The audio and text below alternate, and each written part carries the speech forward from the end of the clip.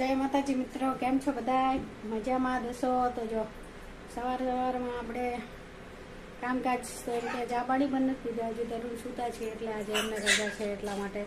અને કાલની મેં જો તમને વેફર બતાવી હતી ને, જે પછી આપણે પલાળીને મૂકી દીધી હતી, તો એને હે ને ચાલો હું બતાવું. એને હે ને આપણે આગળની પ્રોસેસ કેવી હતી. તો જો સવારમાં એને મસ્ત પાણીમાં ધોઈવારી છે ને પાણીમાં જ રાખી છે. અને હવે એને આપણે સવારમાં એને પાણીમાં રાખી છે મસ્ત 4 પાણીએ ધોઈવારી પાછી. અને અહીંયા આપણે જો ચડાવી દીધું છે કૂકું ઓલું, અને તમને બતાવું ગરમ બહુ છે. આ ઉકળતા પાણીમાં આપણે મીઠું નાખી દેવાનું, અને મીઠું નાખીને પછી એને ચેક કરતું રહેવાનું.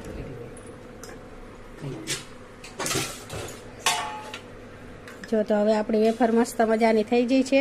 તો એને આ ગરમ પાણીમાંથી કાઢી વારવાની ધીમે ધીમે. જે પ્રોસેસ છે ને એ આની પછીની પ્રોસેસ છે.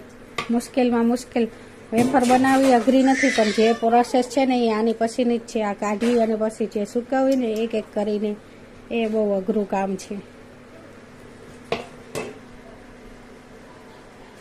તો જેમ થોડું પતી ગયું છે, સુકવવા જવાની છે, પણ આપણે તનવી જાગે છે એટલે મારા સાસુમાં સુકવવા ગયા છે. આની પછીની કદાચ પ્રોસેસ બતાવવી હવે તો કાંઈ નથી, ખાલી સુકવવાની જ છે. પણ જે છે ને એ સુકવવામાં બહુ બધું છે, કારણ કે એને એક અલગ કરીને સુકવવાની ને એટલે એમાં જ વાર લાગે.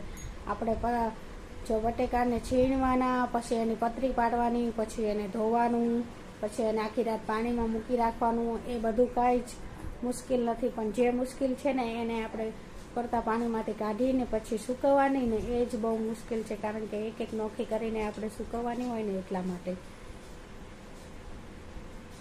તો ચાલો હવે આપણા તન્વીને જાગી જશે તો તન્વીનું માલિશ કરવાનું છે. પછી તન્વીને ઉઠે તો ચા પાણી પણ હજુ બનાવવાના છે. તો ચાલો તો તમને વેફર બતાવી દઉં કેટલી બની છે, ક્યાં ક્યાં સૂકવી છે એ બધું બતાવી દઉં. જો તન્વી સૂઈ ગઈ છે તો હું તમને બતાવું વેફર ક્યાં ક્યાં છે, કેટલી બનાવી છે અમે. જો એક અહીંયા નીચે છે, પછી ઢાબા ઉપર પણ છે. અને આ જો આપણે કાલે બનાવી હતી, પહેલાં બનાવી હતી ને કાલે, આ એ સૂકવી ગઈ છે મસ્તની. જો સુકાઈ ગઈ છે. આજે આને આપણે તરવાની છે.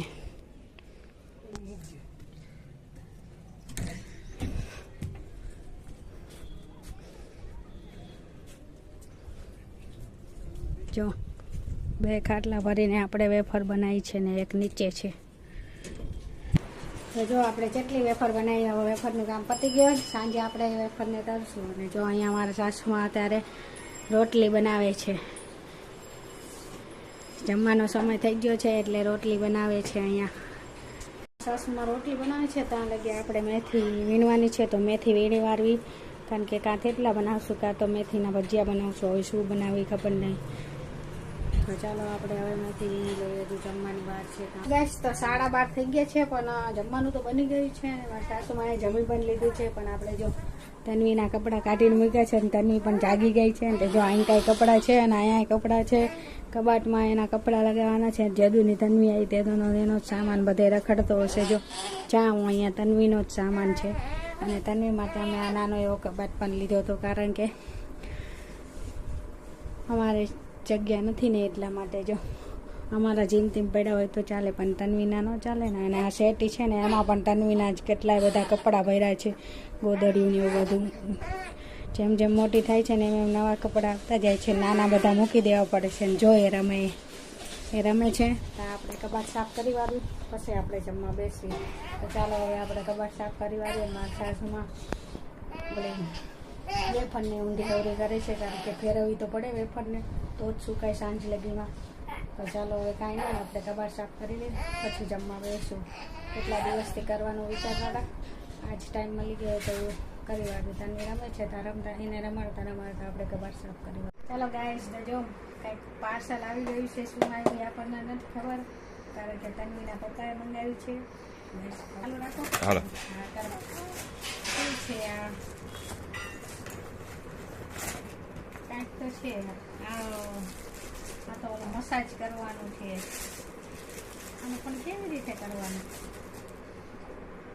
ચાલો ગાઈસ, તો જમવાનો સમય થઈ ગયો છે અને આપણે બેસી ગયા છીએ જમવા. અને જમવામાં છે જો રીંગણા અને સરગવાનું શાક, ભાત, છાશ, ડુંગળી, પાપડ અને રોટલી અને દૂધ. ભાતે આપણે રોજે હોય. તો ચાલો હવે આપણે જમી લઈએ છે. આપણે ચા લગાવી દીધી છે, ચા બની ગયો છે ને જો ચા પીવા બેસી જ ગયા છીએ ને આજે છે ચા અને ગાંઠિયા. અને તન્વી બાળું જાગી હતી પણ પાછી સૂઈ ગઈ છે. તો ચાલો ત્યાં લગી હવે ચા પી લઈ, પછી હમણાં સાસુમાં આવે પછી ખબર શું બનાવવાનું છે. તો ચાલો બધા ચા પીવા. ચાલો ગાઈસ, તો વાગી ગયા છે સાંજના 6:30 અને જો આપણે ધાબા ઉપર આવી ગયા છીએ તન્વીને લઈને.